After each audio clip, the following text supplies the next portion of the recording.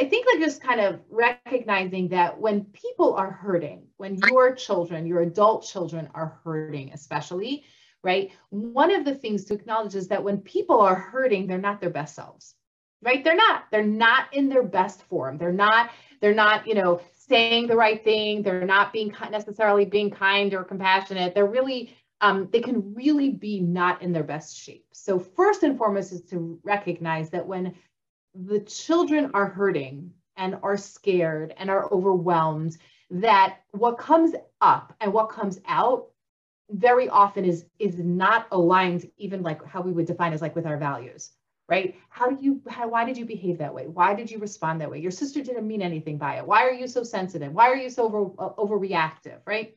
So first and foremost, I think recognizing that the experience is one that is coming from a place of deep pain. When we are in deep pain, we are not our best selves. And that's actually one of the challenges, we talk about with people that are post-death, post-losses, that very often that's when families fall apart, right? We've all seen that, where families completely unravel. This beautiful, lovely, engaged family unravels after Shiva. Very often it's around inheritance, right?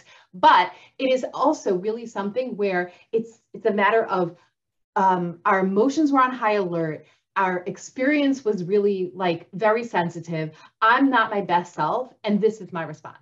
And we end up unraveling relationships. I recently had a conversation with somebody, a friend, somebody who I really respect, somebody I trust, and somebody who I really like.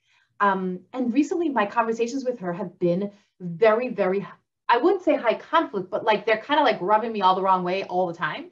And I'm like, what is going on here? Like, am I being oversensitive? Am I not getting our relationship right? Like, maybe I don't want to be a friend anymore, right? But actually, like, my husband actually was the one who pointed out to me, he said, she recently lost a very close family member and she hasn't been the same since. And I'm like, oh, right. She is grieving. And when a person is grieving, perhaps they can be more sensitive, more abrupt, more gruff, more rough, right? Like put in the words, but those are experiences that do happen when a person is in this grief space. And I think that when we're talking about infertility and we're talking about the struggle to conceive children and create your family, it is a space of grief. Right? Our people are grieving. Our children are grieving.